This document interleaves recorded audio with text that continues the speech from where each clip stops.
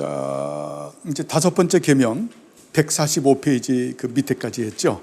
순종이란 무엇인가라고 하는 부분을 했는데, 여러분 잠깐 우리가 부연 설명하고 계속 진도를 나가겠습니다. 부연 설명이라고 하는 것은 오전에도 말씀을 드렸지만, 우리가 구원받았다, 우리가 보통 중생이라고 말을 하죠.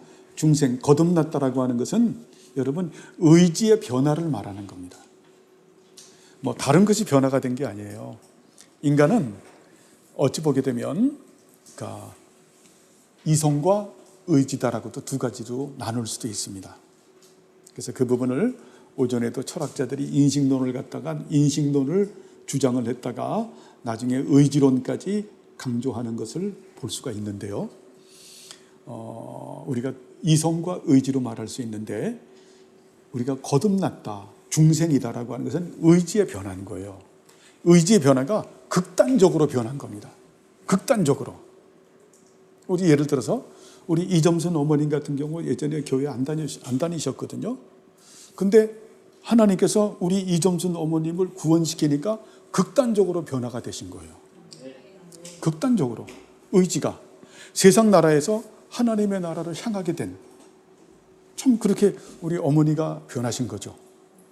그렇게 해서 너희들도 예수님 믿어야 된다라고 해서, 그래서 아드님도 전도하시고 또 따님도 전도하셔서 옆에 또 경혜자매님이 어머니에게 다바크 하듯이 딱 달라붙어서 그렇게 예배 드리시는, 또 우리 경혜자매님도 보면 중생하신 분이죠. 극단적 변화가 있어진, 참 우리 주명교회 오늘 같이 예배 드리지만 참 예배 드리기 힘든 교회거든요. 가르치는 말씀도 어렵고 시편송하고 참 어려운데, 이게 은혜를 주시니까 의지가 변화가 된 거거든요. 우리가 다 그런 거예요. 그래서 중생했다라고 하는 것은 여러분 극단적 변화가 된, 우리 의지가 변화된 겁니다. 세상 나라에서 하나님의 나라로 완전히 방향이 돌려진. 자, 그런데 문제는 뭐냐면은 우리의 이성, 또 지성, 깨닫는 오성, 우리의 감성은 그렇지 않다라는 겁니다. 계속 걔네들이 우리의 의지를 갖다가 발목을 잡는 거예요. 너희들이 그렇게 살지 마. 이것들이 어때? 반란을 일으키는 거죠. 그것을 갖다가 이제 우리가 그것을 신학적으로 말하면 죄의 잔재라고 말하는 겁니다. 죄의 잔재. 죄의 잔재. 죄의 잔재라고 말하면은 우리가 6.25 때 전쟁을 치러가지고 우리가 승리를 했잖아요. 그죠? 근데 아직 저 남쪽의 지리산에 뭐가 남아 있습니까? 빨치산들이 남아있는 거죠. 빨치산 토벌작전 하는 것이 이게 송화예요. 죄 죽이기, 죄 끊어내기.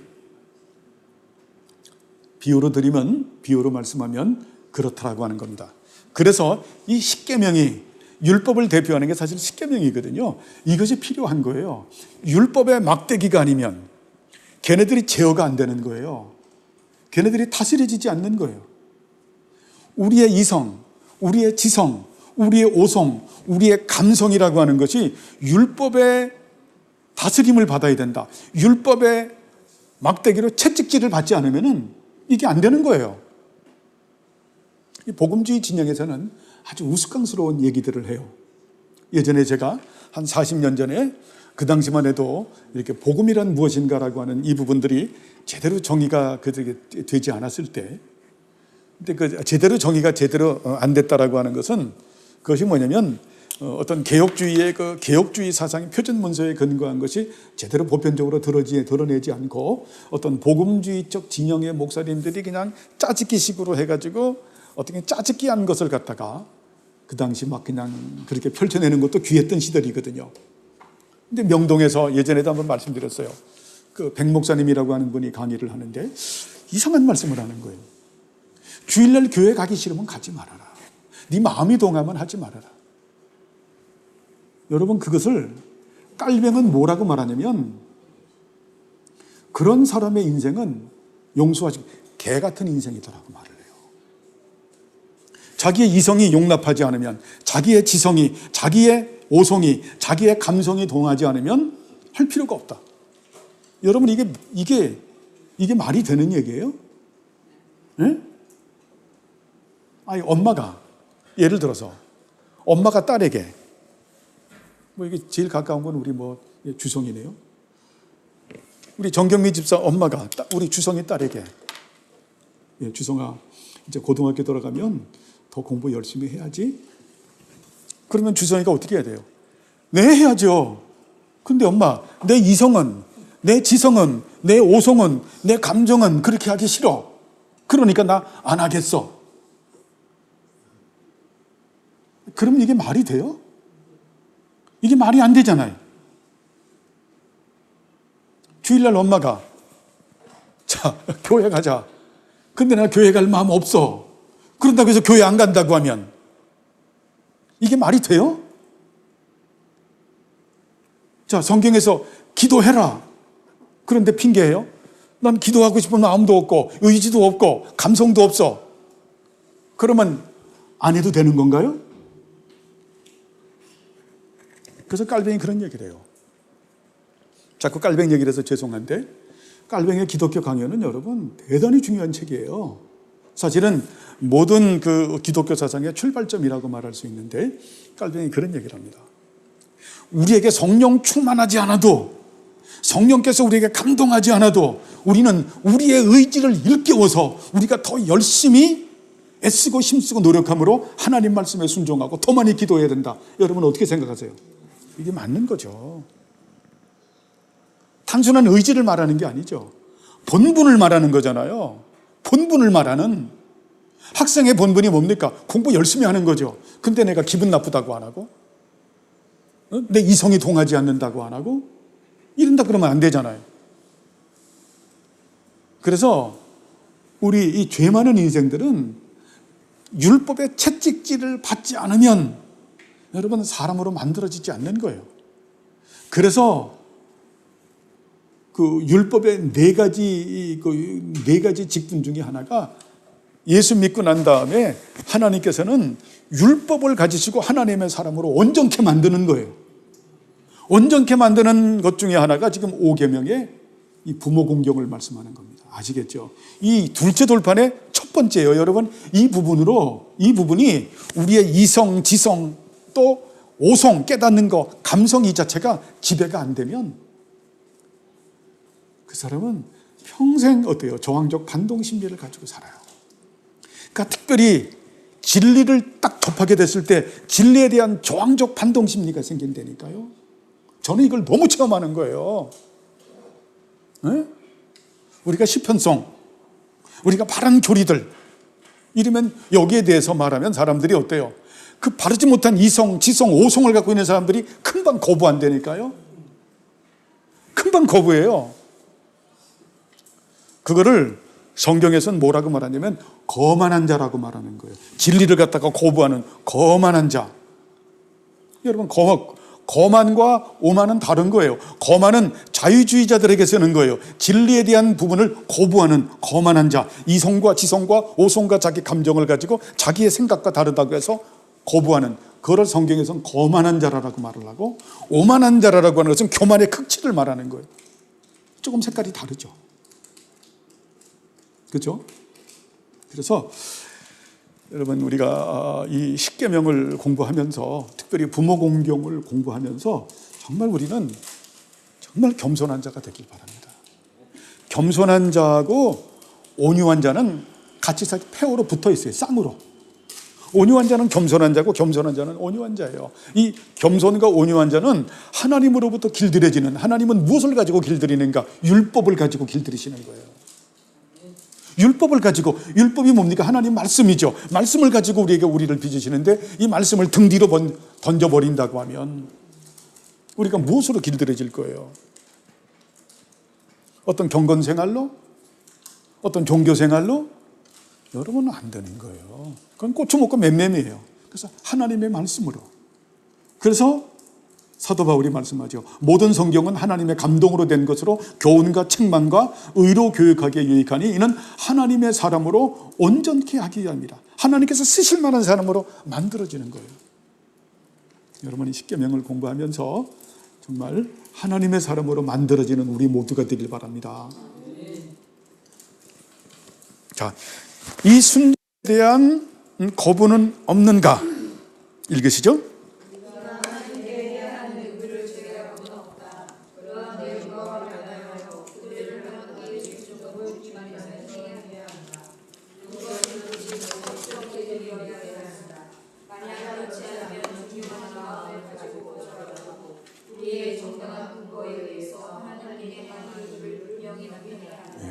우리가 순종이라고 하는 것은 여기서 분명히 말씀하죠. 그죠? 순종은 우리가 주님 안에서 해야 된다. 예수 그리스도 안에서 해야 된다. 예수 그리스도 안에서 해야 된다라고 하는 것은 어때요? 합법적인 것이라고 하는 겁니다. 하나님의 말씀에 근거해서 축소하면 십계명에 위배되는 일은 우리가 어때요? 순종해서는 안 된다라는 거죠. 그죠? 영원한 도덕법에 위배가 되는 것을 갖다가 우리들에게 윗사람이라고 해서 요구한다고 하면 우리는 거기에 대해서 순종해서는 안 된다. 여러분, 이거 굉장히 중요한 거예요. 우리 한국교회는 이런 부분에 상당히 약해요. 참 약해요. 십계명의 위배가 됨에도 불구하고 목사님이 말을 하니까 목사님의 말씀에는 무조건 순종해야 된다. 여러분, 이거 아닌 거죠. 이거는 우상숭배가 되는 거죠. 그것은 하나님께서 기뻐하는 게 아니죠. 목사님이 십계명에 위배되는 잘못된 것을 했을 때는 아니오다라고 하는 것을 해야 되죠. 그죠? 여러분, 그걸 순종하면 안 되는 거예요.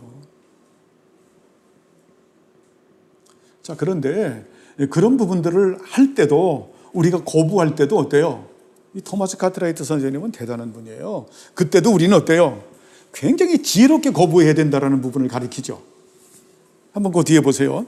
만약 그렇지 않으면 존경하는 마음을 가지고 거절하고,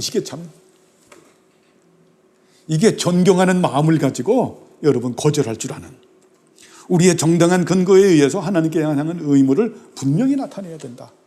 이 존경하는 마음을 가지고 거절하는 것은 사람이 완전한 사람이 없기 때문에, 그렇죠, 그 사람이 어느 한 부분에 무지할 수 있고 그분이 영적인 상태가 좋지 않고 좀 그래서 그런 경우가 있으니, 그렇다고 할지라도 존경하는 마음은 어때요?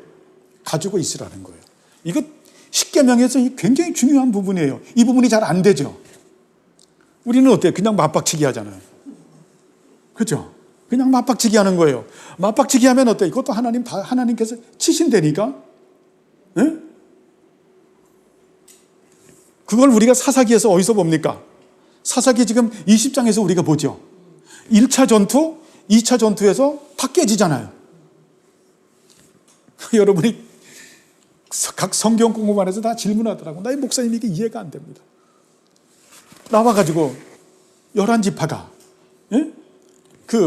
정말 베냐민 지파를 우리가 전쟁을 치러야 되겠어. 우리가 전투하는데 누가 먼저 가리니까 유다 지파가 나가라라고 하나님께서 응답했는데도 어때요? 처음에 죽잖아요. 처음에 가서 몇 명이 죽습니까? 22,000명이 죽잖아. 다음에 2차 전투에서 18,000명이 죽잖아요. 4만 명이 죽잖아요. 그런데 베냐민 지파는 몇 명입니까? 22,700명밖에 안 되죠.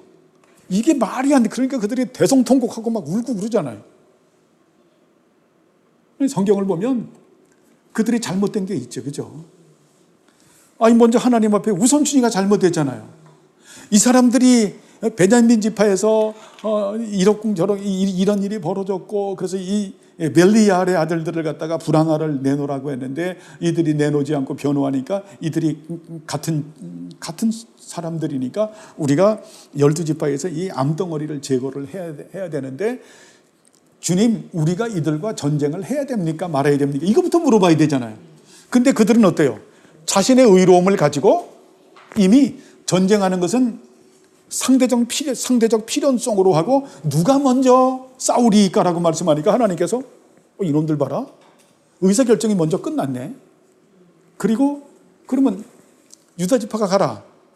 여러분 잘 알아야 돼요. 하나님께서는 아닌 것을 깨닫게 하기 위해서 응답하는 경우가 있어요.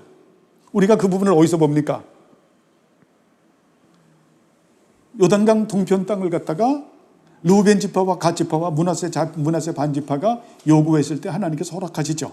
근데 나중에 BC 538년 이후에 그 땅이 회복되지 않죠. 그게 요르단 트랜스거든요. 그러니까 하나님은 그거는 그냥 무역 대상로입니다. 그래서 그거는 허용되는 땅이 아니에요. 그 당시에. 지금은 요르단 애들이 가지고 있지만, 그렇죠? 우리가 요르단에게 쉽고 비참하게 졌지만, 참나 생각만 해도 아주 마음이 씁쓸해요. 그걸 보고 김주영이는 그런데 다시는 내가 축구 안 본다. 얼마나 꼬마가 상처를 받았는지. 자, 그 11지파 마음은 뭡니까? 우리는 그들보다 의롭습니다. 우리는 의롭습니다. 그리고 우리들은 이미 40만이라고 하는 대군을 가지고 있기 때문에 이건 이긴 전쟁입니다. 하나님께서 깨뜨리잖아요.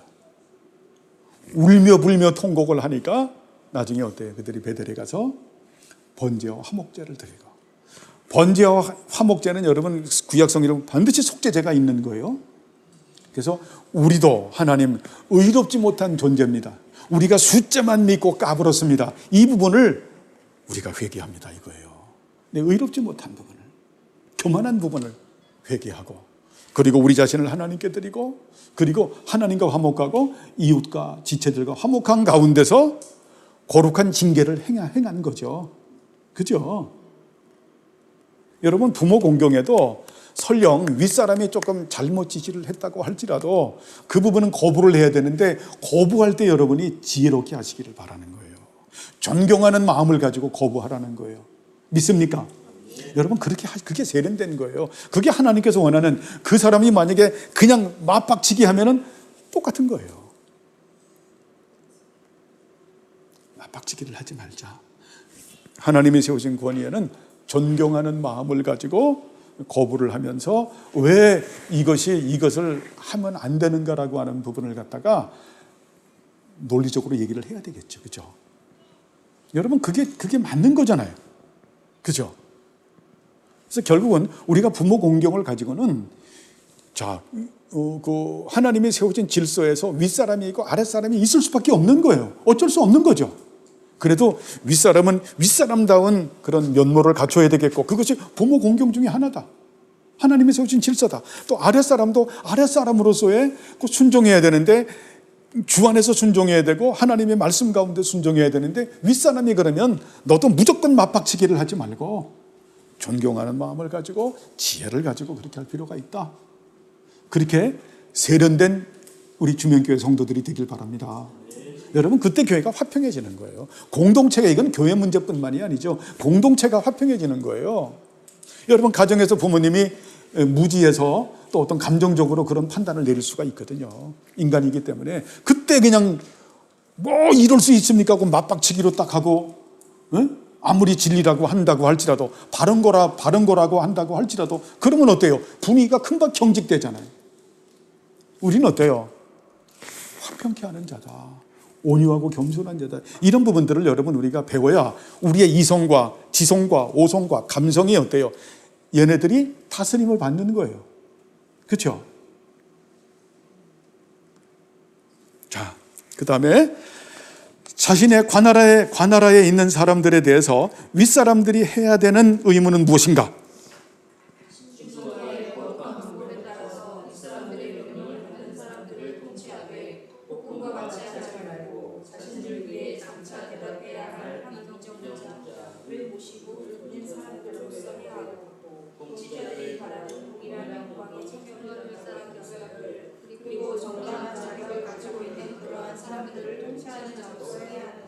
그렇죠. 윗사람들이 행해야 되는 의무는 무엇인가? 저는 이 부분을 준비하면서 특별히 우리가 오만한 자아라고 하는 것을 깨트릴 줄 알아야 돼요. 아주 자기중심적이고 이기적이고 권위적이고 독선적이고 위선과 외식과 허영과 과장과 거짓과 교만을 깨트릴 줄 알아야 돼요. 여러분, 이게 브로큰 허트, 이게 깨져야 돼요. 이게 쫓아내야 돼요. 그렇지 못하면 공동체에 대해서 아주 위협적이고 파괴적이고 폭력적이고 제왕적인 사람이 돼요. 공무원들도 그런 사람들을 보죠. 자기 도를 넘어가는 아주 위협적이고 파괴적이고 폭력적이고 제왕적인, 자기 파트가 아니거든요. 자기가 파트가 아님에도 불구하고 그거를 넘어가서 전부 다 건드리는 거예요. 제가 이번에 그런 경험을 한 거예요. 하천이면 하천계로서의 자기의 그 영역이 있는데 그것을 넘어가서 건설 쪽까지도 막 그냥 그러니까 건축부까지 막 건드리면서 확대시키는, 그러면서 제왕적 리더십을 가지고 뭔가 행동하는, 지적하고 싶어도 참 그 아들 같은, 영천이 같은 나이, 아들 같은 나이 아이에게 참 머릿속에 딱 떠오르는 게 섭리적 질서가 생각나더라고요. 하나님께서 그 부분을 저에게 허락된, 영역된 부분이 아닌데 그 부분을 제가 지적하고 뜯어 고친다고 해서 지적하고 그게 되는 게 아니죠. 여러분, 섭리의 질서 기억합니까? 섭리의 질서. 하나님께서 허락하지 않는 부분에서는 우리가 용인한 자세가 필요하죠. 그러나 어때요? 선과 참과 거짓, 이 진리와 비진리를 분별하죠. 그러면서 어때요? 하나님은 선하시고 하나님의 손에 맡기고, 우리가 싸우려고 하지 말고, 이기려고 하지 말고, 뜯어 고치려고 하지 말고, 지적질하지 말고, 지나치게 염려와 걱정을 하지 말자. 하나님의 절대 손에 맡기자. 하나님의 손은 절대적이고 완전하고 영원하고 불변하고 무한한 선이거든요. 굉장히 중요하죠, 이런 부분들이. 여러분이 우리가 섭리의 질서를 공부한 거는 사실은 그 도덕 질서와 이 섭리의 질서가 같이 가지고 있어야 되는 거거든요. 이 도덕 질서, 예전에 공부했죠. 잠언서. 섭리 질서라고 하면 욥기서와 전도서, 아가서, 이것을 같이 가지고 있는 도덕 질서와 이 섭리 질서를 가지고 있을 때 사람이 성숙한 사람이 되는 거예요. 도덕 질서만 가지고 있는 사람 되면 어때요? 눈이 항상 새파래져. 그리고 자기가 다쳐요. 그 도덕 질서가 잘못됐다라는 건 아니에요. 그 절반에는 반드시 우리가 섭리의 질서, 이거를 알아야 돼요, 여러분. 이 섭리 질서를 모르면 우리가 어때요? 굉장히 힘들어져요. 사람이 성숙해지질 못해. 성숙해지질 못해요. 하나님의 주권을 인정하지 못한다. 아시겠죠? 이런 부분들을 우리가 잘 알고, 우리에게 어떤 권한이 주어지게 되면 우리가 윗사람이 되었다라고 하면 우리 이 정말 이 오만한 자아를 부시는, 오만한 자아를 부시지 못하면 주신 그 권위, 오소리티를 가지고 자기가 맞아 죽는 거예요. 자기도 오소리티 밑에 있는 사람인데 결국 성경에서는 뭐라고 말합니까? 권세자들도 너희들도 조심해라. 너희를 다스리는 위에 권세자가 있다. 누굽니까? 하나님이시죠. 하늘과 땅의 모든 권세를 가지신 만왕의 왕이요 만주의 주이신 예수 그리스도죠. 우리는 다 청지기의 사명을 감당하는 거잖아요. 그래서 항상 위를 바라보면서 우리가 조심하는, 그렇죠? 이게 다 부모 공경에 들어간다라는 겁니다. 아시겠죠? 이게 5계명에 전부 들어가는 거예요, 이게. 뭐 5계명을 해서 뭐 밑에 있는 사람이 윗사람에게만, 절대 그런 거 아닌 거예요. 5계명은 뭐냐면 밑에 사람이 윗사람에게, 그리고 윗사람이 밑에 사람에게, 그리고 같은 동등한 위치에 있는 사람이 동등한 위치의 사람에게 모든 것을 수평적이고 수적 질서를 갖다가 평등하게 가리키는 거예요. 이걸 균형 잡히게, 한쪽만 이렇게 기울어지게 말씀하는 것이 아니라 하나님께서 세우신 이 질서를 소중하게 여기는 것이, 이것이 부모 공경이죠. 그렇죠? 이게 여러분 질서, 오도라고 하는 건 너무너무 중요하잖아요. 하나님의 사실 창조의 질서거든요. 이게 창조의 질서가 시간의 질서요, 공간의 질서요, 땅의 질서요, 청지기의 질서요, 안식일의 질서요, 생명의 질서요, 은혜의 질서요, 영생의 질서요, 순종의 질서요, 사랑의 질서잖아요. 창세기 3장의 구속의 질서잖아요. 그렇죠? 우리가 질서 가운데 살아간다. 이 질서에는 수평적 질서와 수직적 질서를 가지고 있다. 이 질서를 어때요? 잘 우리가 지키고 살아가는 것이 부모 공경을 가지고 우리를 가리키는 거다. 그죠? 예수님 참 믿으면 여러분 굉장히 사람이 정돈이 되는, 질서가 정연해져요. 그렇게 뭐 그냥 그 반골 같은, 우리 한국 사람들을 반골주의자라고 말하잖아요. 조선 사람이다. 얼마 전에도 그 중국에서 그 북한 노동자들이 임금 폭동을 했다 그래요. 그래가지고 그 중국에 있는 중국인들이 깜짝 놀란 거예요. 야, 확실히 조선 놈들은, 걔네들이 말하는 거예요, 반골 기질을 가지고 있다. 그래가지고 북한 체제가 무너진 게 아니냐. 김정일의 체제가 지금 무너진 거 아니냐라는 그런 비판의 주특받게 되는데, 우리 한국 사람들이 기질이 반골 기질이 있는 거예요, 여러분. 그거는 아주 독특한 기질이에요. 저도 있고 우리 죄인들 모두 있는데, 특별히 우리 한국 사람들은 그런 반골 기질, 그리고 시기와 질투의 기질, 사촌이 땅을 사면 배가 아픈 기질이 있다. 그렇죠? 이런 것들을 철저하게 부실 줄 알아야 돼요. 그래서 균형 잡힌 사람, 여러분 좋잖아요. 질서가 얼마나 좋은 거예요, 하나님 앞에. 자, 다음엔 이 통치는 무엇으로 이루어져 있는가?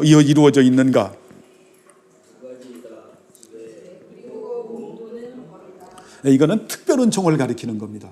일반 은총을 말하는 게 아니에요. 물론 일반 은총에도 이런 부분들이 있죠.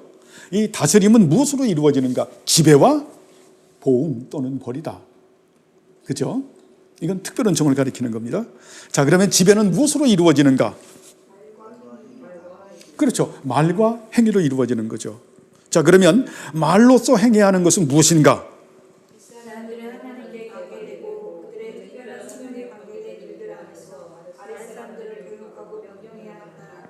그리고 이러한 통치에서 하나님은 사람에 대하여 영원한 은총으로 돌보시되 그분의 특별한 돌보심을 선언하신다. 그러므로 그분은 그토록 많은 사람들에게 종교에 대해서 관심을 가질 것을 명령하셨고, 이러한 목적을 위해서 하나님은 윗사람들이 더욱더 신실하고 하나님을 두려워하게 하셨다. 아멘. 바로 뭐냐면 윗사람들은 말로 할 때 어때요? 하나님께 관계되고 그들의 특별한 소명에 관계된 일들 안에서 아랫사람들을 교육하고 명령해야 된다. 이것은 전체가 뭡니까? 예수 그리스도는 삼중직임을 가지고 있죠.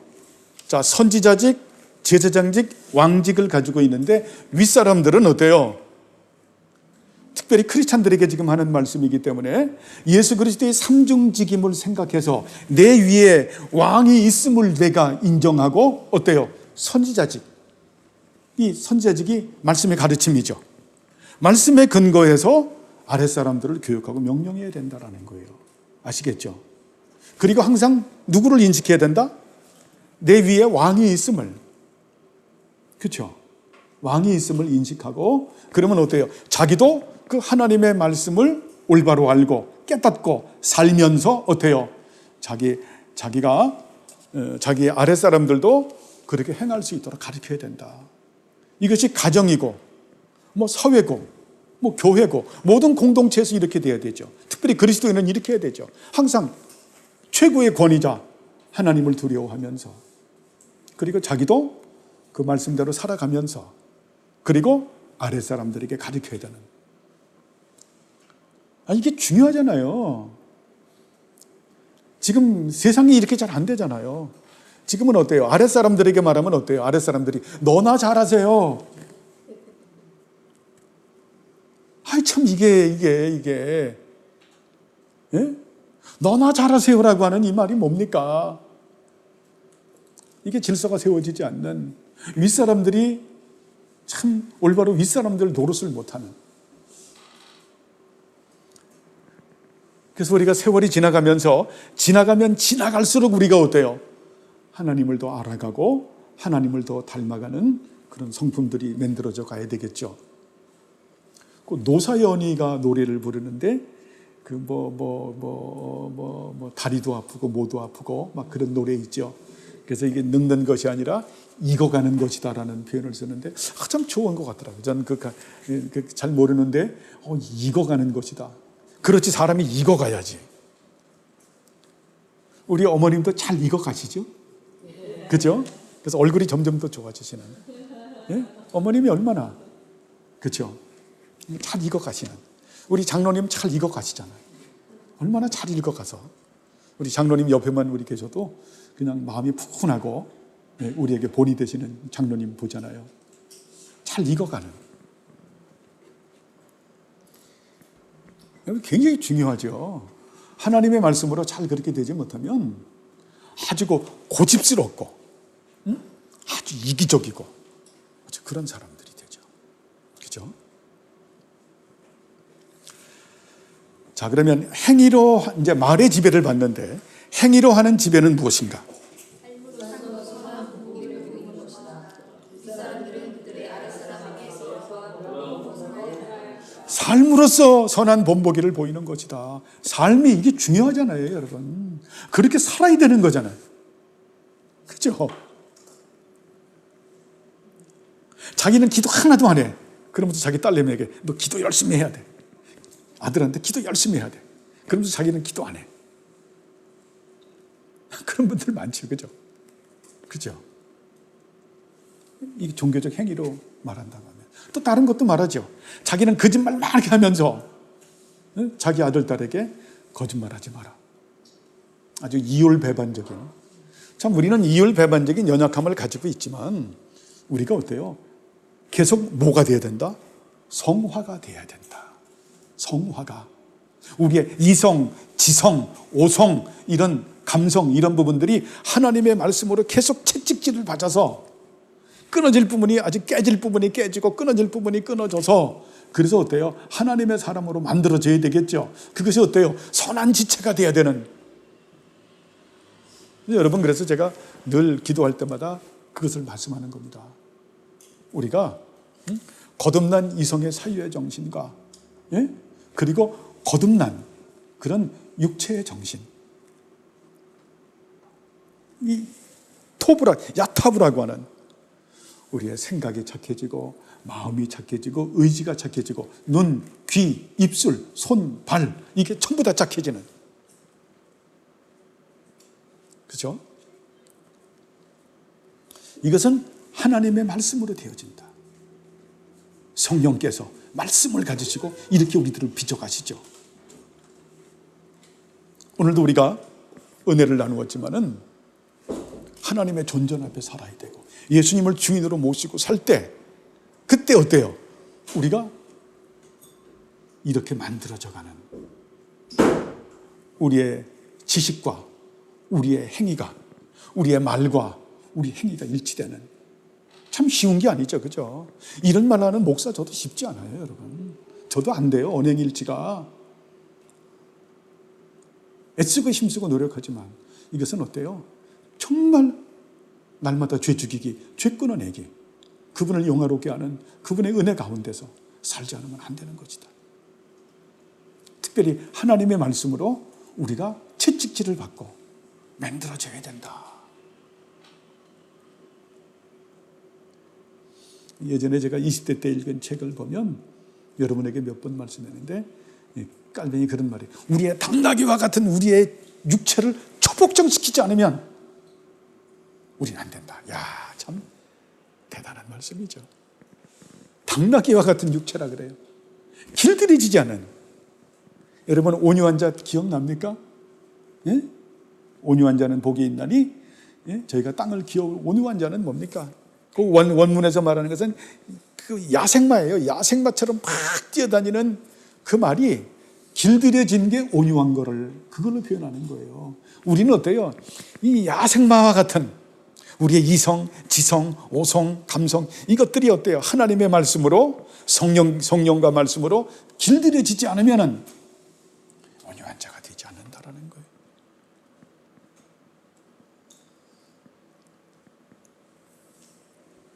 여기까지 지배이다. 자, 보응은 무엇인가? 이 보응은 권징을 말하는 겁니다. 이걸 보응이란 말을 쓰면 안 돼요. 자, 절 보세요. 보응은 뭐냐면, 보응은 이건 불교적 용어예요. 우리가 뭐 인과응보다 보응은 자, 우리의 죄에 대한 책임과 형벌은 누가 다 받으셨어요? 예수님 다 받으신 거죠. 그래서 우리에게 보응이라고 말하면 안 되는 거예요. 우리는 보응 아니죠. 그죠? 이건 구속론의 문제가 있어요. 우리가 죄를 지면 죄에 대한 책임과 형벌은 우리가 어때요? 예수님께서 전부 다 거기에 대한 대가를 지불하셨다. 그러면 예수 믿고 나서 하나님께서 우리를 징계하시는 이유는 뭔가? 그걸 권징이라고 말하죠. 히브리서 10장에 어때요? 아버지기 때문에 우리를 그렇게 징계해서 의의 열매를 맺게 하기 위해서 징계하시는 거죠. 자, 그러면 이 권징은 무엇인가? 그것은 선한 의와 징벌들은 이미 행한 행위에 대해서 적합하게 행해져야 예, 이것은 선한 행위를 격려하기 위한 중요한 거예요. 선한 행위를 격려하기 위해서 법과 벌과 악에 대한 의로운 징벌이다. 이게 결국 선한 행위를 격려한다라고 하는 것은 어때요? 그것이 교종을 위한 목적이라는 거죠. 교종을 위한 목적이죠. 그죠? 삐뚤어진 것을 갖다 바로 잡기 위한 이것이 바로 이 권징하는 이유죠. 그죠? 회복을 위한 것이 목적인 거예요. 여러분 이걸 잘 알아야 되죠. 우리가 사사기 20장을 보면서 권징단을 그렇게 했잖아요. 그들이 다 죽여버리고 몇 명만 났습니까? 베냐민 편 700명만 나오니까 사사기 21장 6절인가 거기서 통곡을 하잖아요. 한 지파가 없어지게 된답니다. 그러니까 지나친 권징이죠. 지나친 징벌이죠. 하나님께서 우리를 권징하는 이유는, 하나님께서 우리를 책벌하시는 이유는 우리를 회복하기 위해서예요. 의의 열매를 맺기 위해서 하나님은 우리를 권징하신다. 여러분 이것은 가정에서도 그렇게 이루어져야 되겠고 학교에서도 사회에서도. 근데 요즘은 아주 이상한 나라가 됐죠. 부모가 자식을 체벌하지 못하게 하는. 요새는 애들도 그냥 이상하게 돼가지고 부모를 고발해서 부모가 잡혀가는 그런 사회가 되게 되면 뭐가 없어지는 거예요? 성화가 없어지는 거예요.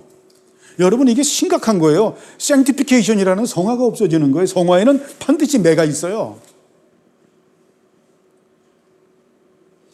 감정에 근거한 지나친 권징은 안 되겠지만 적당한 체벌은 반드시 필요한 거죠.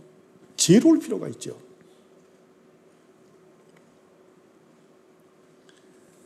여러분 하나님은 사랑이시라고 말씀하는데 사랑이라고 말하니까 많은 사람들은 하나님을 파파 할아버지처럼 생각해요. 하나님의 나라의 중심은 여러분 체다카와 미슈파트예요. 의와 공의라는 부분을 잊어버리면 안 돼요. 이 모든 속성을 하나로 가지고 있다라는 부분을 우리가 잊어먹어서는 안 되죠. 그죠? 하나님께서 우리를 권징하는 이유는 우리가 삐뚤어된 부분을 갖다가 올바로 세우기 위해서 만드는 것이다. 결국 뭡니까? 그 부분은 우리가 은혜 받을 수 있는 도구로 다시 빚으시기 위해서 그렇게 하시는 거죠. 은혜가 있어야 어때요? 의의 열매를 맺을 수가 있으니까. 바른 사람으로 만들기 위해서 그래서 징계하시는 것이다. 그래서 이러한 징벌들은 이미 행한 행위에 대해서 적합하게 시행되어야 된다. 그 말은 어때요? 시벌은 벌을 주는 거죠. 그죠? 시벌이 있으면 반드시 뭐가 있어야 된다? 해벌이 있어야 된다. 그런데 해벌이 없잖아요. 그죠? 적합하게 이루어져야 된다는 것은 시벌이 있으면 반드시 해벌이 있어져야 된다. 그죠? 그 말은 뭡니까? 아주 지나친 그런 권징을 하지 않는다. 그래서 하나님의 권징은, 하나님의 공의는 제가 쓸 늘 따뜻한 공이다. 우리들에게. 근데 여기서 마지막 말이 우리들에게. 여러분 하나님의 섭리라고 하는, 섭리는 어때요? 통치와 보존인데 하나님은 어때요? 섭리하시는 하나님, 우주 전체를 그렇게 섭리하시죠. 통치하시고 보존하시는데 근데 엄밀한 의미에서 그것은 하나님의 자녀들에게만 쓰는 거예요. 이 모든 내용은 하나님의 자녀들에게만 쓰는 거예요. 하나님께서는 하나님의 자녀들에게 관심이 있어서 섭리라는 것을 가리켜요. 그래서 하나님의 자녀들만이 하나님의 부성적 사랑을 깨닫는 거예요. 하나님의 부성적 사랑을 찬양하는 거예요. 세상 사람들은 이런 섭리를 이해하지 못하기 때문에 하나님 찬양 안 하죠. 우리는 이래서 하나님을 찬양해요. 하나님의 부성적 사랑을. 섭리는 우리가 어때요? 이 우주라고 하는, 이 전체라고 하는 피조물에서, 이 극장에서 우리가 보죠. 그죠? 우리가 옛날 찬송가에 보면 참 아름다워라 주님의 세계는. 예, 그렇죠? 가사가 다 까먹었는데, 근데 사실 그것도 어떤 부분에서는 저는 아쉬움이 있어요. 아름답죠. 그냥 동투고 그냥 사시사철 정말 아름다워요. 그리고서 우리는 어때요? 참 아름다워라 주님의 세계는 그렇게만 찬양하고 마는데, 진짜는 그 참 아름다운 주님의 세계를 가지고, 이 피조물의 세계의 아름다운 이것을 가지고 하나님께서 우리에게 가르치는 것은 뭘 가르치는 겁니까? 하나님의 선하심을 가르치는 거죠. 하나님의 선하심을 가르치는 거예요. 선하심은 하나님의 부성적 사랑을 가리키는 거예요. 하나님의 부성적 사랑을 가리킨다.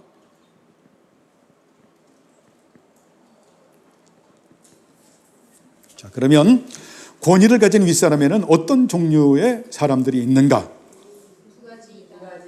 부족한 사람과 부족한 사람이다. 그 결과로 다수의 사람들이 계속 이제 적용하면서 바꿔가는 거예요. 자, 사적인 윗사람과 아랫사람은 누구인가? 가정이 가장과 같은 사람이다. 이 관계는 혈통에 의한 것인데 남편과 아내, 부모와 자녀들 같은 사람들이다. 또는 혈통에 의하지 않은 사람들로서 주인과 종 같은 사람들이다.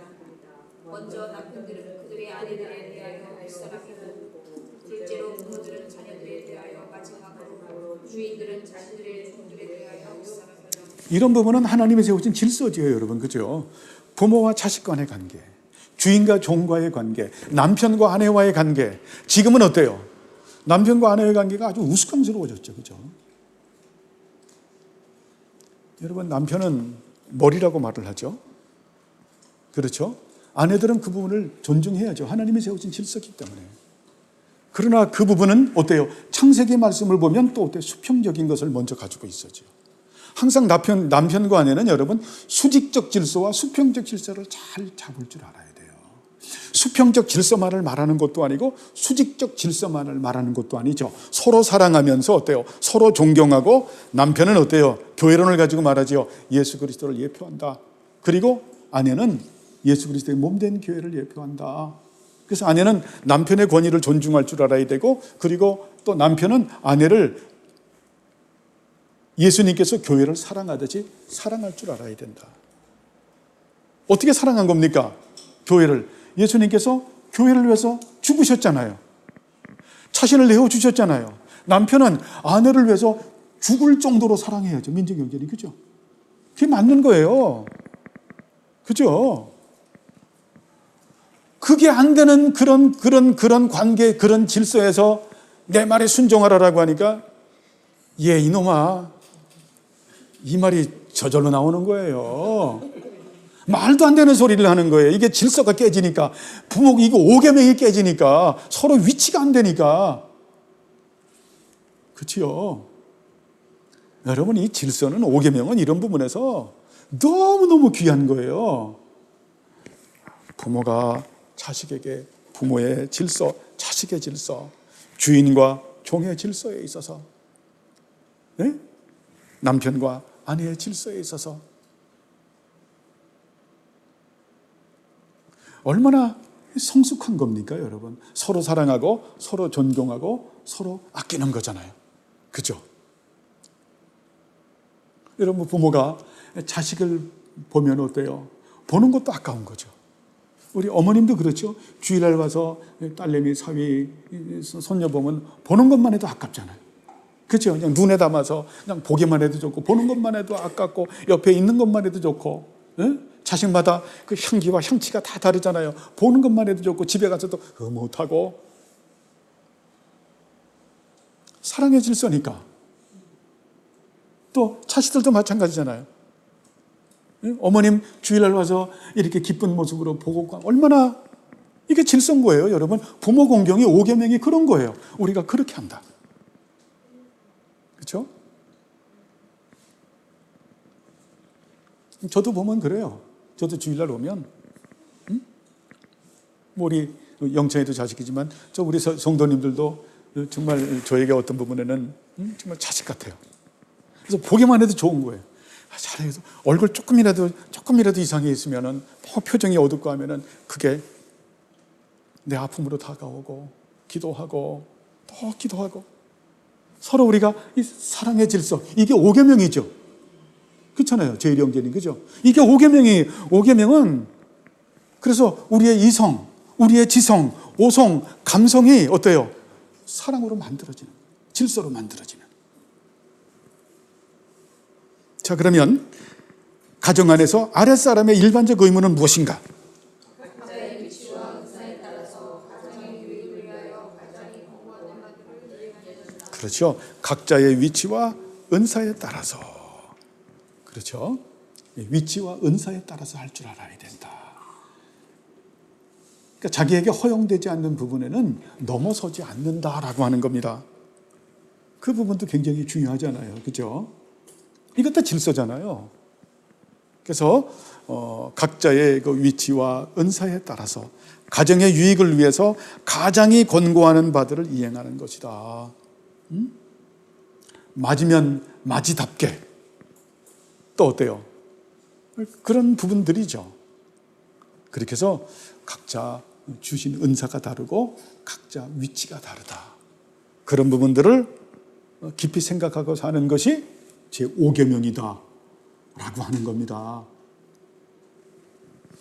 조금만 더 하죠. 가정 안에서 윗사람의 의무는 무엇인가?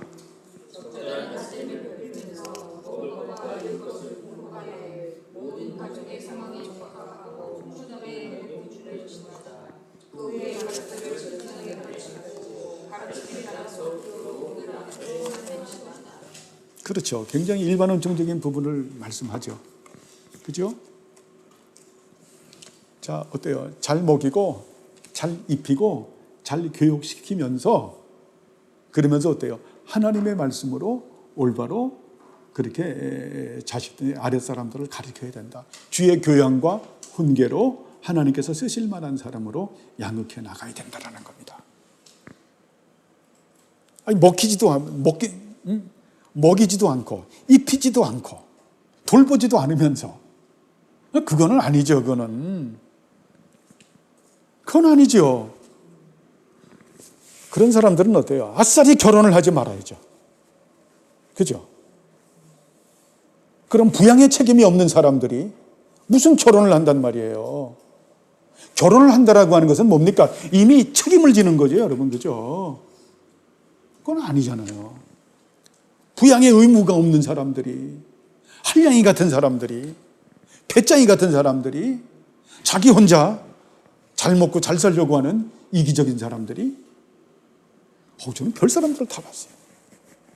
자기네 가족은 다 그냥 집에서 그냥 아내도 그렇고, 누구라고는 얘기하지만, 목사님 저만 보면 그래요. 목사님 삼겹살이 먹고 싶어요. 딸들을 둘 기르고 있었는데. 남편은 꽤 쓸만한 직장도 다녀요. 근데 자기는 좋은 차, 자기는 맨날 사우나 하러 다니고, 자기는 참 좋은 걸 누려요. 근데 집에는 돈을 안 갖다 줘. 생활비는 주겠죠. 딸들이 날 보면 몇십 년 된 얘기입니다. 맨날 지금 뭐 결혼해서 뭐 다 그런 영찬이보다 나이 비슷한 요만했을 때. 그건 여러분 부모 공경이 아닌 거예요. 그건 아닌 거예요. 여러분. 윗사람은 그런 부모는 그런 부분을 가지고 있어야 된다. 아이를 위해서 어때요?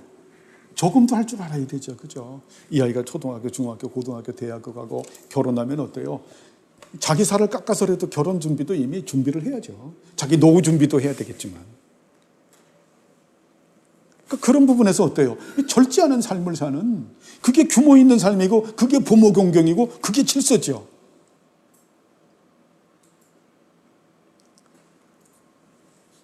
제멋대로 어떤 규모 없는 이런 부분들은 아니다라는 거예요. 예, 이게 계속 줄줄이 연결되어져 나가기 때문에 더 많이 하면 좀 힘들 것 같고, 오늘은 여기까지 하겠습니다. 결국 어때요? 여러분, 이 부모 공경이라고 하는 것은 단순한 부분이 아닌 거죠. 다시 한번 말하지만 우리의 이성, 우리의 지성, 우리의 오성, 우리의 감성이 어때요? 바른 질서의 다스림을 받아야 된다. 그죠? 이게 부모 공경을 가리키는, 그것을 갖다가 가장 우리가 쉽게 이해할 수 있는 게 부모 공경이기 때문에 부모 공경을 가지고 포괄적으로 가리키는 겁니다. 그래서 토마스 카트라이트가 이렇게 포괄적으로 늘어놓는 거예요. 이거는 굉장히 아주 좋은 가르침입니다. 어디서 볼 수 없는.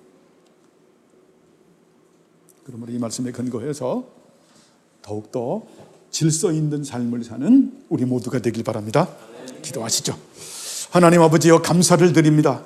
우리들을 사랑하셔서 이 5계명의 말씀을 가지고 계속 은혜 주심을 감사합니다. 이 말씀으로 우리의 이성과 우리의 지성과 깨닫는 오성과 우리의 감성이 정말 질서 있는 그러한 속성이 될 수 있도록 우리에게 은혜를 베풀어 주셔서 하나님께서 원하는 그 질서의 삶 가운데서 하나님을 영화롭게 하기에 부족함이 없도록 우리들을 빚어 주옵소서. 감사드리오며 예수님의 이름으로 기도드리옵나이다. 아멘.